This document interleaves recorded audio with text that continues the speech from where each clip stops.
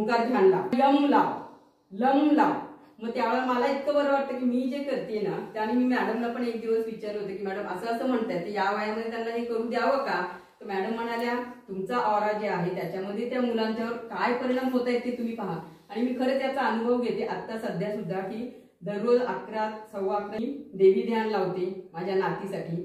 आणि ती माझ्या शेजारीच बसलेली बसते आणि तिथे मी अशी बसलेली असते ती झोपलेली असते. तर इतका सुंदर अनुभव येतो. तिची छान 1-1.5 ते 2 तास झोप होते. दिवसभर पुन्हा ती फ्रेश असते आणि मी तिच्याबरोबर खेळायला पुन्हा मोकळे असते. तर मला हे सांगायचं होतं की मी ज्यावेळेला बालवाडीचा हा कोर्स केला आणि मी सर्व्हिस करायला सुरुवात केली त्यावेळेला कुठे जायचं असेल नाही मला नाही जमणार आज कारण माझी शाळा आहे तर मला समजी.